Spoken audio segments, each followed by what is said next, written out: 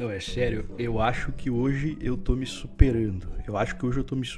Porque o vídeo de hoje é como meter o shape em 2023. Ou melhor, em 2025. Cara, como é que eu vou fazer um vídeo de meter o shape se eu não tenho shape? Mas é justamente por isso, porque você não vai falar sobre shape. Porque se fosse pra falar sobre shape, tu não tem autoridade nenhuma.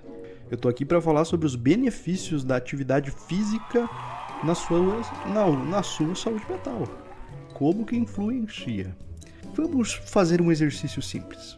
Digamos que Darwin estivesse correto. Digamos. Dizer que a gente está aqui na Terra 4,5 bilhões de anos. O universo é um pouquinho mais velho, tem uns 13,8 bilhões de anos. E vamos dizer que há 2,8 milhões de anos surgiu o famoso Homo habilis. Aquele que sabia usar ferramentas. O Homo sapiens surgiu na África do Sul há 300 mil anos. Essa era uma tentativa de imitar alguém que eu nem sei quem que é. Há 50 mil anos, mais ou menos, dominamos coisas mais complexas e temos um comportamento mais complexo. E aqui, galera? Por que eu estou falando todos esses números? Porque um fator importante para a sobrevivência é o comportamento das espécies. E tem alguns comportamentos que são muito mais primitivos do que outros, digamos assim. Eles surgiram muito antes, né? Tinha um valor evolutivo que chama, e a gente ainda herda alguns comportamentos que são basicamente assim, comportamentos inatos, comportamentos muito básicos, comportamentos que estão, digamos, eu vou ter esse comportamento, independente de quem eu sou, ele tá antes de tudo. Então quando a gente fala sobre emoções, né, a gente está falando sobre predisposições de comportamento.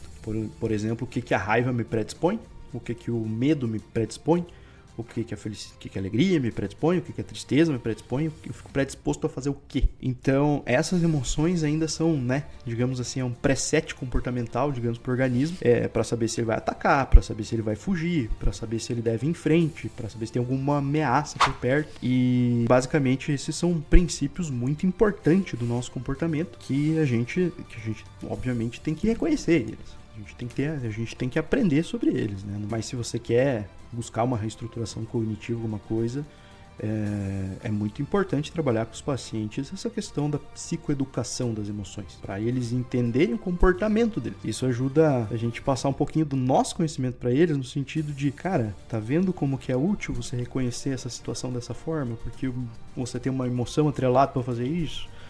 Então, né, basicamente, quando a gente olha os presets de emoções, assim, é muito rico, assim, o resultado, e a gente pode pensar em boas perspectivas, né, para os pacientes que conseguem aderir bem a esse tipo de terapia. A terapia muda muito de pessoa para pessoa. Tem pessoa que vai caber uma coisa, tem pessoa que não cabe. Então, a gente tem que saber também quando aplicar e não necessariamente forçar uma barra para um negócio desse. Acho que eu vou ficar aí no fake podcast agora. Mas enfim, eu tava falando do Homo sapiens, né, cara? E daí qual que é o problema? Se eu não tenho shape, o que tem a ver essa história aí de falar de não sei quantos bilhões de anos atrás? Bom, é porque o nosso código genético ele não mudou muito, digamos, em 300 mil anos. Porém, a nossa tecnologia, o conforto que a gente é capaz de criar pra gente, esse aí, cara, deu um boom depois da Revolução Industrial. A gente tá ficando cada vez mais sedentário. E sedentário significa ficar parado. Esse termo, na verdade, assim, é o termo como a gente chamava civilizações que não eram nômades, né? Como os Zulus, né? Eram sedentárias, digamos. Acharam um terreno, esticaram uma rede ali, ficaram por ali, criaram as galinhas, daí começaram a criar bicho, daí não precisou sair de lá, e daí o negócio foi embora. E é nesse momento que o nosso comportamento começa a mudar, né? A gente para de ter que andar atrás de água, a gente para de sair tanto caçar, começa a ter mais contato com fazendas, esse tipo de coisa, né? E essa sedentalização, né, que mais proporcionou a formação de civilizações, né? Agora todos os países, de como que a gente se encontra na nossa geografia hoje. A gente não tem mais povos nômades, né? Tem alguns que transitam por aí, meio ciganos, assim, não sei se é preconceituoso falar isso, não faço ideia mesmo, então me perdoe, eu peço perdão se for. Enfim, quando a gente tem o avanço quando a gente começa a dominar alguns meios de produção, a gente começa a ter as revoluções industrial e a fábrica e a lógica, né? Você sair da cidade pequena e ir para a cidade grande em busca de empregos. Esse movimento existiu, né? Aconteceu isso com a população, ficou cada vez mais urbanizados as cidades. Quanto mais urbanizado, né, pessoas passaram a morar em apartamentos e por aí por diante, né? Alimentação industrial, por aí foi, muita coisa mudou. Inclusive a indústria alimentícia que a gente tem hoje, a indústria farmacêutica que a gente tem hoje, para tudo pensado, né, nessa forma que essa civilização se desenvolveu. E a nossa vida hoje é extremamente corrida por demandas de trabalho, né? Então, se a gente pensar o que a gente faz e o que o nosso corpo é muito diferente. Nosso corpo é corpo do caçador-coletor. Tá lá digamos assim, que tá gastando uma energia e tal. E então, por isso que a gente gosta de alimentos mais gordurosos, né? Porque nosso corpo é preparado para ficar um tempo sem comer. Então ele aguenta ficar um tempo sem comer, um tempo sem beber água. E era um tempo que a gente poderia precisar para encontrar isso, talvez, né? Antes de ficar mal e tal, né? Teria um desenvolvimento completamente diferente. Um desenvolvimento mais lento, assim, também. Não ia ter tanto recurso. Então é óbvio, né? Que a gordurinha tem aquele gosto bom.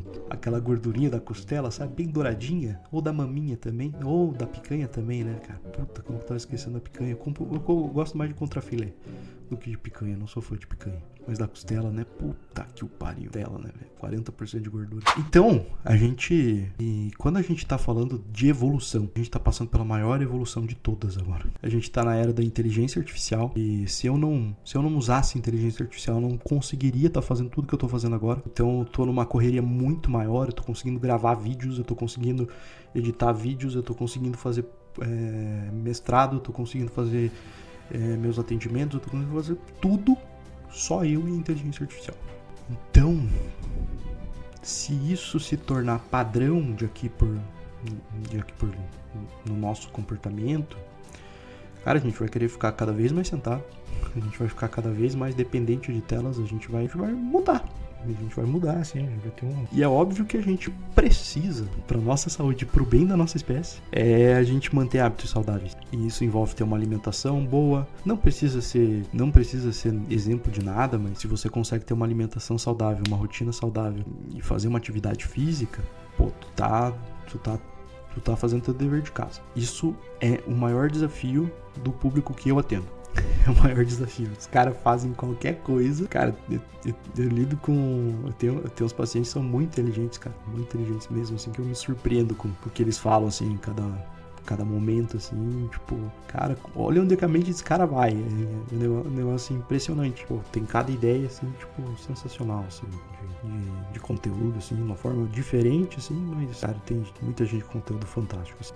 A dificuldade desses caras é essa, tipo, é fazer atividade física, é fazer uma alimentação saudável, conseguir comer na hora certa, muito porque é o Signal Stop Recon, reconhecimento de sinal de parada. Então, o que seria um sinal de parada, né? Basicamente, quando você tem um sujeito com TDAH, um sujeito com altas habilidades de superdotação, basicamente quando você tem um sujeito dentro do espectro da neurodiversidade, que é um espectro guarda-chuva mais amplo, que coloca altas habilidades de superdotação, TEA e TDAH, geralmente esses caras podem ter esse atraso no sinal de parada, para quando a gente vai interromper um comportamento. Eu conheço um psicólogo que ele foi jogar passa ou repassa, né? Lá era uma atividade de mestrado, os colegas levaram lá um joguinho de passa ou repassa como um modelo de atividade que pode ser usado em aula. E daí o psicólogo foi lá, né? Porra, o psicólogo colocava a mão aqui, enquanto os colegas dele já tinham batido, ele ainda estava pensando quando que ele ia soltar a mão. Ou seja, para interromper esse ato de estar com a mão erguida, que tá concentrado aqui, que ele não pode. O cara tem muito atraso, tá ligado? Tem questão de coordenação motora e tal. Enfim, nunca que ia ser justa aquela disputa. Nunca que ia ser justa aquela disputa. Só digo isso pra ele como pra não ficar mal, né? Mas enfim, nunca seria justa aquela disputa. E daí você pensa que esse público, ele geralmente vai ser multitarefa. Geralmente ele vai gostar de fazer várias coisas, né? Alguns vão gostar de uma rotina mais fechada, outros vão ter um pouquinho mais de liberdade, só que eles vão ter geralmente uma rotina rígida que eles nem conseguem perceber a rigidez da rotina deles, e ao mesmo tempo eles têm uma dificuldade muito grande em alternar as tarefas. Muitas vezes tem um negócio chamado hiperfoco. O que é esse hiperfoco? Hiperfoco é quando eu tenho uma capacidade, digamos, absurda para colocar o foco em cima de uma atividade que eu vou fazer. E quando entra nesse estado de flow, que é o hiperfoco, você passa a receber menos informação no ambiente. Você passa a manter uma linha de raciocínio melhor. Você passa a não se distrair por outros pensamentos internos, meio que você fica um pouco blindado sobre isso. Só que percepção de tempo, esquece, vai embora. O tempo fica para trás, basicamente, assim.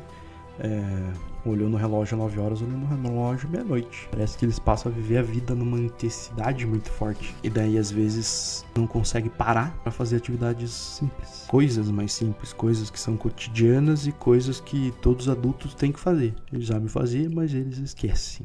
A percepção de valor para eles é muito exacerbada, né? Aquilo que ele gosta, porque como ele entra nesse estado de flow que é muito mais prazeroso, fica difícil competir com outras atividades que não são tão interessantes assim. Então, geralmente esse cara não vai se interessar por trabalhos mais burocráticos, né? Vai ter uma dificuldade porque, né? Alguns porque não sabem valorar por uma questão mais relacionada para o TDAH, outros que têm uma questão mais relacionada para altas habilidades de superdotação. É diferente, você pega a diferença, mas até certos pontos eles são muito parecidos, tanto o TDAH quanto o paciente que tem altas habilidades. O TEA não necessariamente. É que, assim, tem muito TEA que tem altas habilidades. Não é um negócio assim, assim, muita gente que eu atendo, se fosse uma questão temporal, lá em 2004, o nome ia ser síndrome de Asperger. E a síndrome de Asperger já tinha essa característica, né, de ter uma... E hoje o que a gente conhece por acima da média, o que a gente fala de inteligência, né? Às vezes um cara tem gente que tem essa descrição que pro cara ser considerado superdotado, ele tem que ter vários domínios cognitivos, um desempenho médio superior. Em um desses domínios o cara é muito diferente, não necessariamente vai ser lógico-matemático. Então acaba que o Asperger pode entrar muito nesse... Autista é diferente, eles não são iguais. É difícil às vezes você pegar um agrupamento, tentar dizer assim, tentar achar um padrão. Até acha alguns padrões assim, mas são muito variados. Tem autista que tem muita dificuldade com questão sensorial, né? Tem autista que nem se importa. Às vezes teve algum sinal na infância, alguma coisa assim, mas superou, assim. E tem autistas que não conseguem, né, lidar com barulhos e acaba tendo prejuízo muito significativo na vida. E tem gente que tá passando por isso e não sabe o que é autismo. Tem gente que tá passando por isso e não sabe o que é autismo. Isso é um problema. Por isso que eu gosto de falar sobre autismo, por isso que eu acho interessante falar, porque eu quero levantar a bandeira, pô. E daí, assim... Precisamos reconhecer isso. Precisamos parar com essa palhaçadinha assim de achar que autismo é moda, cara. Não é, mano. Não é moda, caralho. Cara, a gente tem um aumento de prevalência assim muito absurdo. Muito absurdo mesmo, assim. De 1 para 99, agora para 1 para 36. Cara. E daí a prevalência ela tá aumentando por alguns motivos. Um dos motivos é a gente saber que o autismo existe. E daí às vezes tem um cara que tá descobrindo agora que é autista e vem você e diz que tá na moda. O cara passou até agora assim de diagnóstico e agora que ele recebe o diagnóstico, o cara conseguiu se compreender. Você diz, autismo tá na moda, né? Meu Deus, todo mundo fala que é autista.